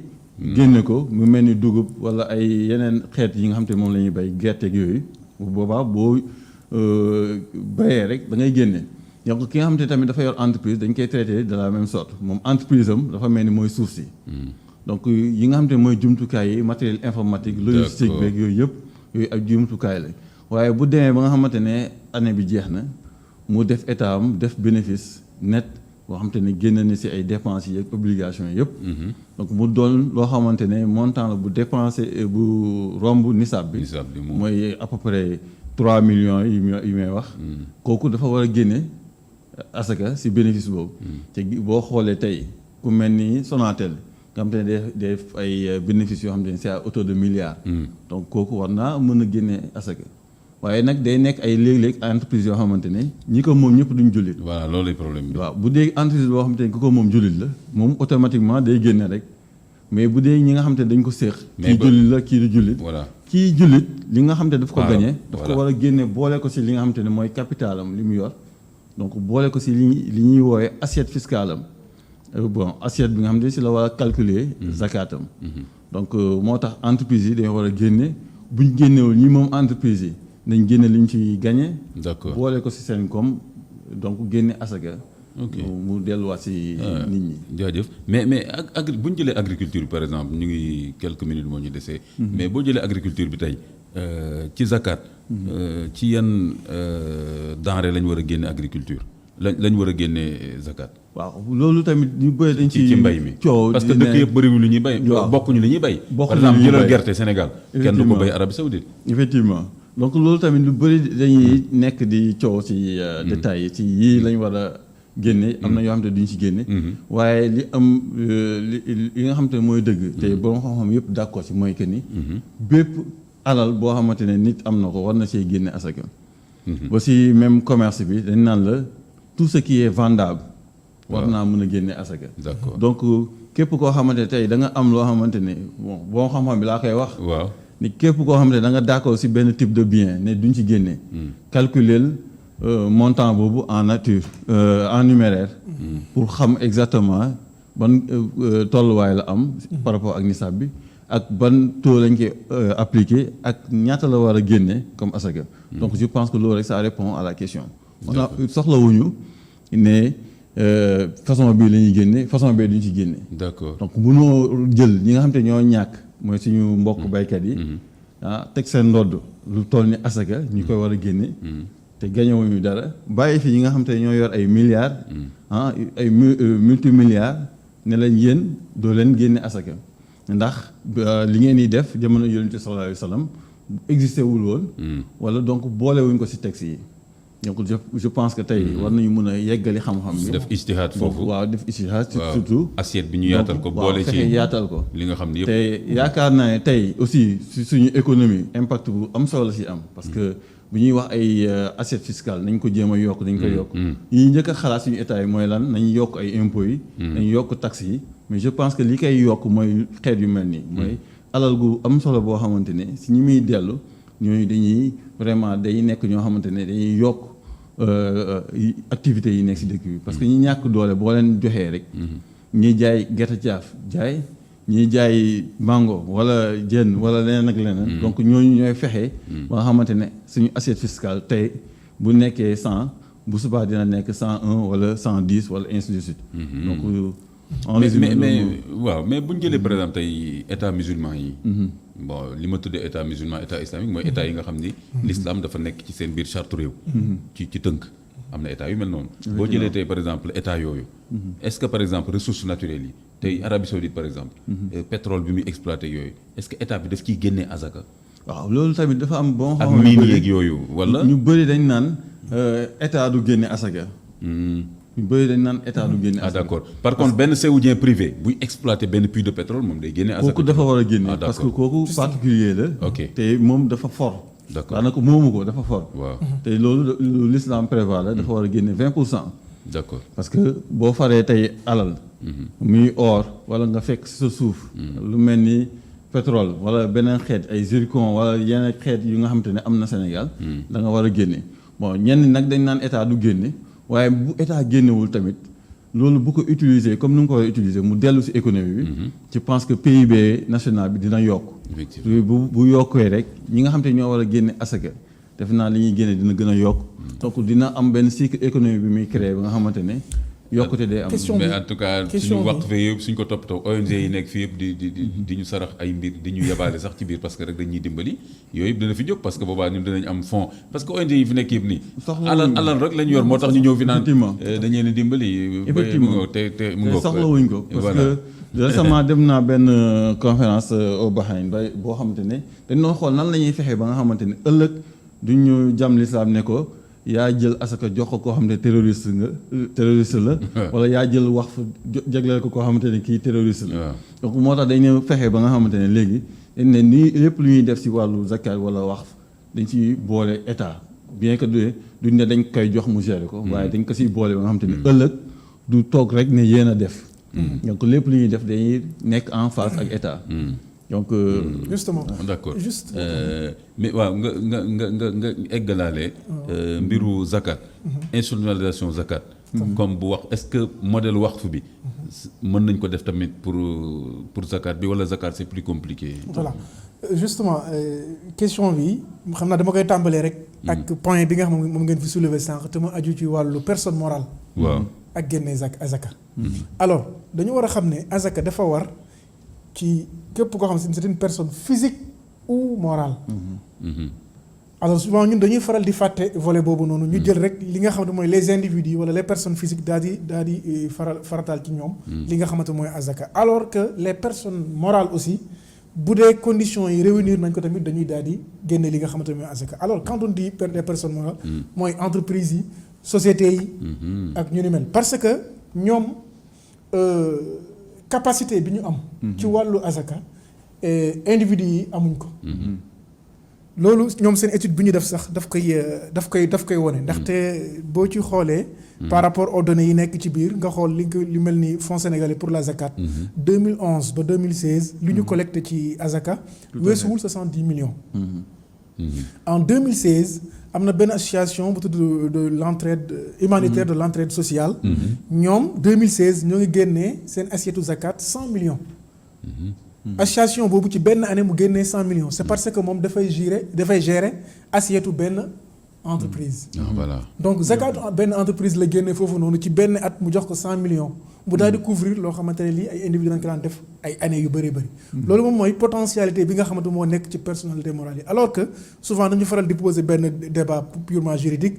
bon une personnalité morale du julli du woor donc waruñu ko teg li nga xamante ne moom mooy azaka mais dañoo comprendre li nga xamante ne moom mooy philosophie bi parce que. non non l'islam moom c'est ça. fattaqullaha masata'tum la yàlla wax. mais alal bi mu am daal. justement alal dafa am nañ ko xamal ne war na ci génne azaka loolu mooy wax ji te en plus de cela. li nga xamante mooy finance islamique ñaari balance la. benn bi c'est des recommandations. beneen bi c'est des interdictions. bu dee personne morale bi dañ koy tere riba di ko tere ay yeneen xeeti. njuuj njaaj wala activités yi. en même temps nan lañ ko diglee yenn recommandations yi bokk na ci li nga xamante moom mooy azaka. donc ni muy moytoo riba bi noonu lay tënkoo ci li nga xamante ne mooy azaka bi il faut que ñu appuyer ci pour nit ñi xam ne les personnes morales war nañu génne li nga xamante mooy seeni azaka ci Sénégal képp ku créer sa entreprise nga jàpp ne jullit nga jàpp ne sa entreprise bi ci l'islam la tënku da nga ko war a def.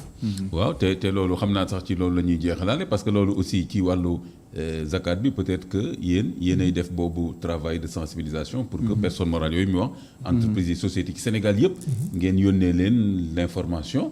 C'est à eux de se décider pour ñu xam ni ku ci bëgg a calculer sa zakat nii la ak tamit ñu xam ne ndax ñoom elles sont dans les conditions pour génne zakat wala déet xaw ma ndax institutionnalisation voilà zakat bi voilà ak waqf bi voilà brèvement rek waaw damay wax ni kooku c'est bien possible mun na nekk bon la question bi ñuy faral di poser naan xaw ma nous sommes dans un état laïque ça ne se pose pas parce que waqf c'est un instrument islamique bien sûr mais une composante de la finance islamique moo tax institutionnalisation fii Sénégal al-hajj pèlerinage pilier la ci l'islam c'est purement islamique am na organisation am na délégation générale en même temps li nga xamante ne mooy zakat dafa bokk ci finance islamique bi nga xamante ne bi état bi daf ko jël def ko comme une politique mu koy développer donc benn composante la boo xamante ne daf ko war a développer ndaxte dafa am ay questions yu bëri yoo xam ne daf ci aju il faut que ñu am benn autorité de régulation boo xam ne moo ñuy permettre yenn questions yi ñu tracé ko mu aju ci wàllu les personnalités morales wala li nga xamante moom mooy nisab bi ak naka la ñuy fexe ba daal di koy déduire ci li nga xamante mooy impôt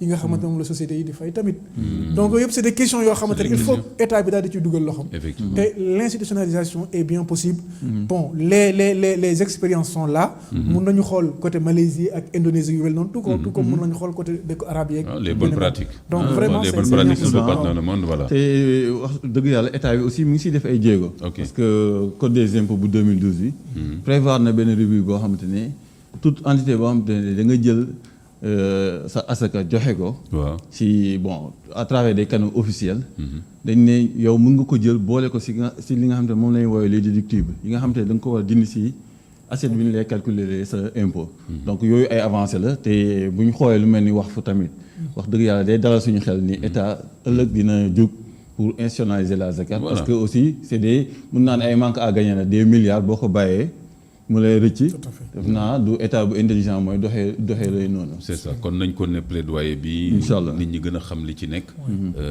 dana tax tam état bi gën a sawar population yi tam gën a xam ne lii suñ ko defee njëriñ la buy dellu si ñoom kon nag mbokk yi vraiment yaakaar naa ni waxtaan bu riche la képp koo xam ne gis nga ci beneen plateau wala nga dégg ci beneen rajo waxtaan bu gën a riche waxtaan bii ñu def léegi nii ci càmbar ci diine ci mbiru zakat ak waqf nang ma ko indil nga envoyé ma ko parce que man jàpp naa ni waxtaan bi gën ko riche moom du yomb parce que ñaari jeunes experts finance islamique ñoo fi ñëw tojol ñu yax bi bu baax a baax ba léegi képp ku ko suivre képp ku ko déglu di nga xam ni lan mooy zakat lan mooy waqf ak tamit ban njëriñ la am ci askan bi ak tamit diggante ki koy génne ak borom bi subhanahu wa taala kon nag maa ngi remercier encore bu baax a baax di gërëm docteur Ahmed Amin Ath di gërëm bu baax a baax Abdoulaye Lam di leen wax ne kon càmbar ci diine mi ngi nii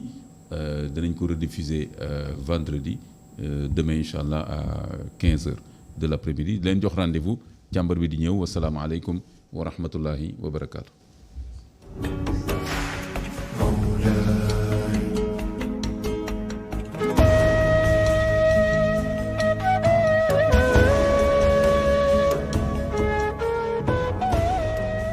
Càmbar ci diine sur ITV.